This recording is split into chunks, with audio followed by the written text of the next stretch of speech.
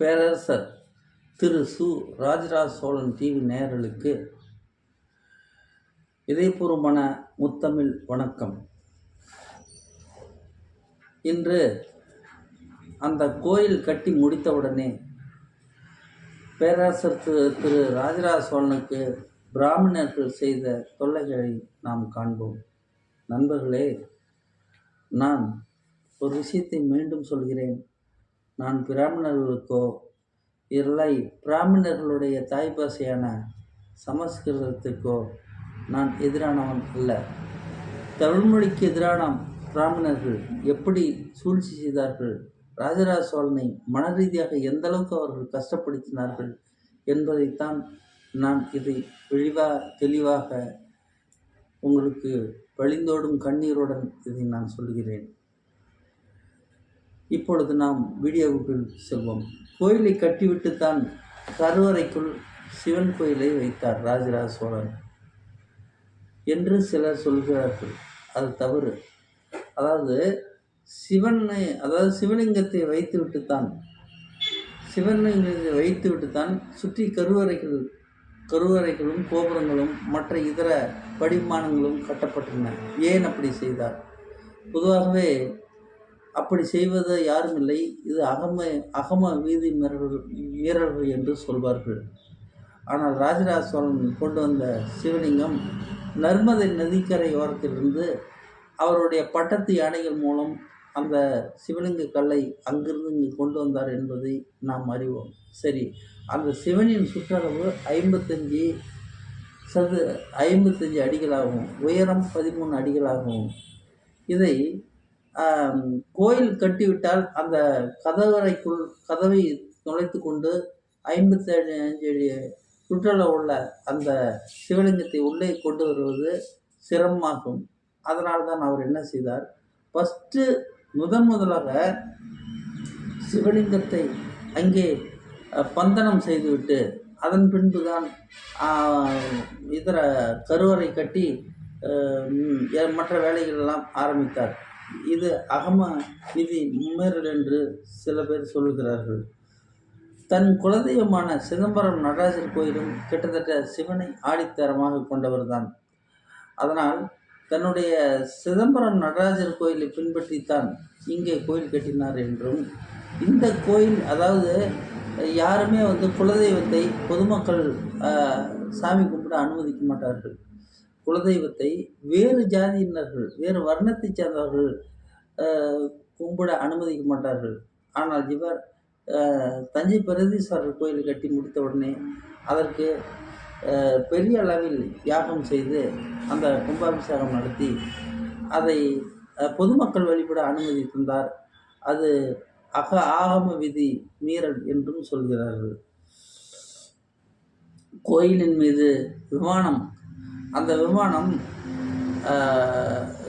சிவலிங்கத்தின் தலைக்கு மேலே இருக்கிறது. அதாவது கீழே இருந்து பார்த்தோமானால் ஒரு கூம்பை கவிழ்த்து வைத்தால் எப்படி இருக்குமோ அப்படித்தான் மேலே இருக்கும்.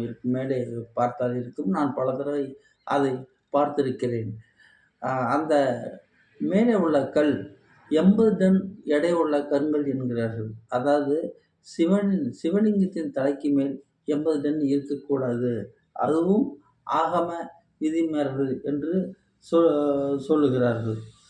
இந்த கல் ஒரே கல் அல்ல, பலாப்பழம் போல, அதாவது ஆரஞ்சு பழத்துக்கு எப்படி பல சுளைகள் இருக்கிறதோ அப்படி சிறு சிறு கற்களை எல்லாம் ஒன்று சேர்த்து தான் அந்த பெரிய வடிவமான அந்த விமானத்தின் மீது சிவலிங்கம் தலைக்கு மேலே அந்த கல் பொருத்தப்பட்டது என்பதை அங்கே நேரில் சென்று பார்த்தவர்கள் கூறுகிறார்கள்.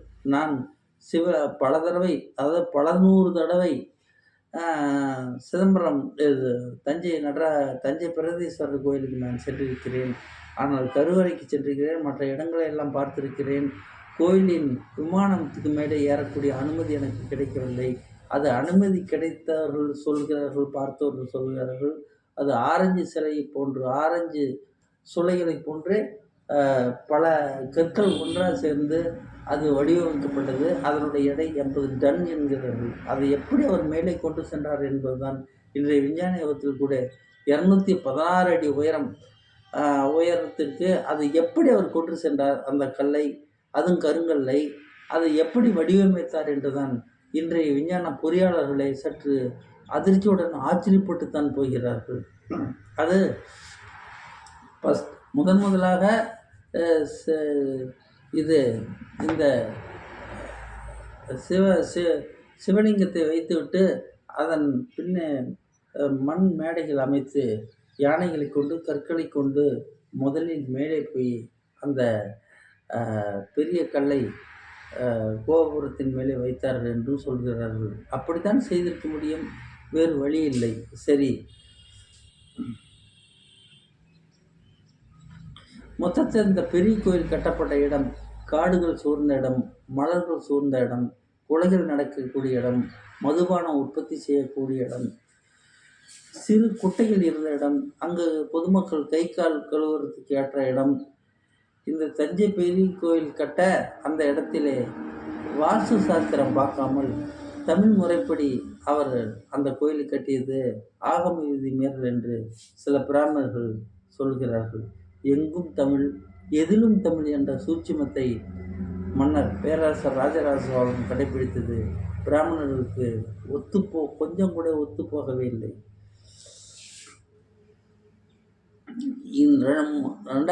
நான்காவது, இந்த கோயிலை கட்டி முடித்த பின்பு அந்த கோயிலுக்கு சிறப்பு, அதாவது தலைமை அர்ச்சகராக ராஜராஜ சோழ பெரும்பறையர் என்ற பறையர் வர்ணத்தை சேர்க்க, அதாவது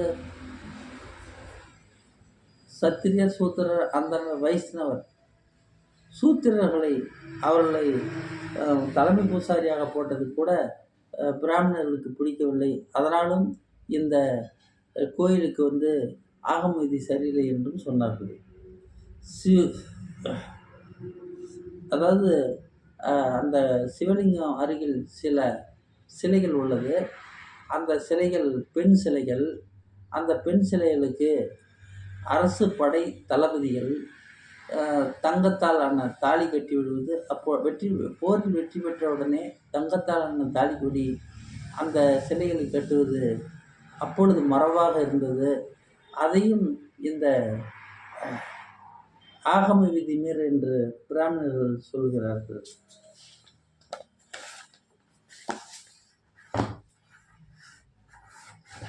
போரில் வெற்றி பெற்ற உடனே அந்த போர் வீரர்கள் குளிக்காமல், அதாவது குளித்துவிட்டு ஈமச்சடங்கெல்லாம் செய்துவிட்டு, எத்தனை தான் இருந்தாலும் கொலை செய்த உடனே ஈமச்சடங்கு செய்வது அப்பொழுதிருந்து அது வழக்கத்தில் உள்ளது.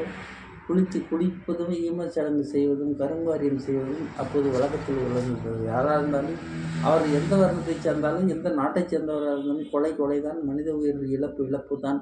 அதற்காக அவர்கள் குளித்துவிட்டு ஒட்டுமொத்தமாக உட்கார்ந்து ஈமச்சடங்கு செய்துவிட்டு தான் சிவன் கோயிலுக்கு வருவது வழக்கம். ஆனால் இவர்கள் சிவன் கோயிலுக்கு உள்ளாரே குளிக்காமல், அந்த செத்து போனவர்களுக்கு எதுவும் இறுதி மரியாதை ஈமச்சடங்கு செய்யாமல் கோயிலில் உள்ள இறைவழி வெற்றி பெற்றதற்காக இறை வழிபாடு செய்தது தவறு, ஆகம விதி மீறல் என்கிறார்கள்.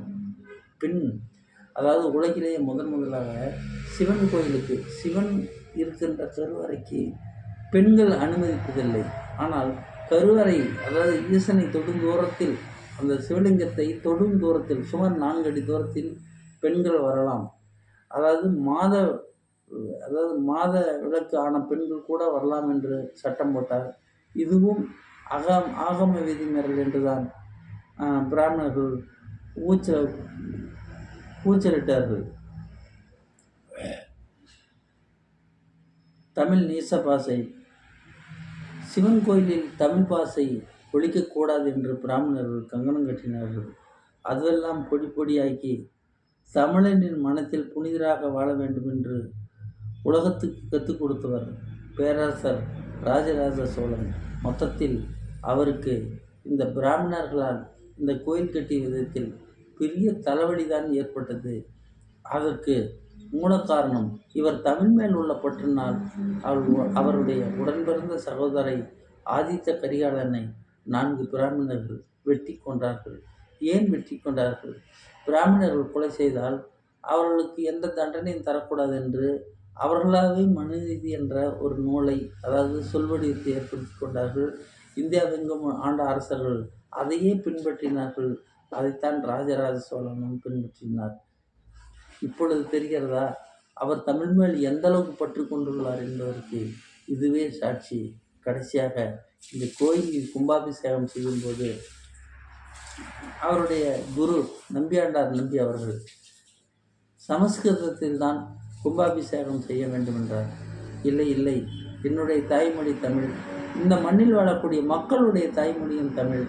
ஆகவே தமிழில்தான் நான் தேவாரத்தில், குறிப்பாக சொல்லப்போனால் தேவாரத்தில் தான் நான் கும்பாபிஷேகம் செய்வேன் என்று அடம்பிடித்து தன்னுடைய குருநாதரை எதிர்த்து கும்பாபிஷேகம் தமிழிலே முதலாக அவர் செய்து அதில் அவர் வெற்றி கொண்டார்.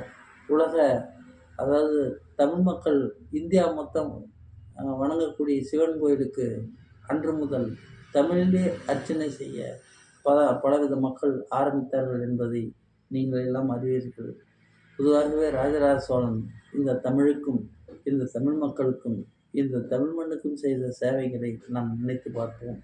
பொதுவாகவே மீண்டும் மீண்டும் உங்களிடம் சொல்கிறேன், உங்கள் வீட்டு இளவரசிக்கும் உங்கள் வீட்டு இளவரசனுக்கும் பேரரசர் ராஜராஜ சோழனுடைய பெயரோ, அவருடைய அண்ணன் ஆதித்த கரிகாலனுடைய பெயரோ, அல்லது அவருடைய தந்தையார் சுந்தர சோழனுடைய பெயரோ, அல்லது அவருடைய சித்தப்பா உத்தம சோழன் பெயரோ, இல்லது அவர்களுடைய பாட்டனார் கரிகாலனுடைய பெயரோ, இல்லை அவருக்கு பாட்டனார் ஆதித்த கரிகாலனுடைய பெயரோ, இல்லை மற்ற சோழ மன்னர்களுடைய பெயரையே தூய தமிழ் பெயர்களை சூட்டுங்கள். உங்கள் இளவரசிக்கும் தூய தமிழ் பெயரை சூட்டி மகிழுங்கள். தமிழிலே உறவாடுங்கள். ஜாதிகள் என்பது கிடையாது, அது இடையில் வந்தது, அது இடையிலே போகட்டும். உங்கள் வீட்டுக்காரர், உங்கள் வீட்டின் அருகாமையில் உள்ள ஜாதிக்காரர்களை, உங்கள் வீட்டின் அருகாமையில் உள்ள ஜாதிக்காரர்களிடம், பிற ஜாதிக்காரர்களிடம் நீங்கள் அன்பு செலுத்துங்கள். பிற மதத்துக்காரர்களிடம் நீங்கள் அன்பு செலுத்துங்கள். இதுவே பேரரசர் திரு ராஜராஜ சோழனுக்கு நாம் செய்யக்கூடிய இறுதிக்கட்ட படிவமாகும் என்று நம்பிக்கையுடன் நான் சொல்கிறேன். உலகத் தமிழர்களே, இந்த வீடியோ உங்களுக்கு பிடித்திருந்தால் லைக் பண்ணுங்கள், ஷேர் பண்ணுங்கள், சப்ஸ்கிரைப் பண்ணுங்கள். நன்றி நன்றி. இந்த காணொளி கண்ட அனைவருக்கும் எனது முத்தமிழ் வணக்கம்.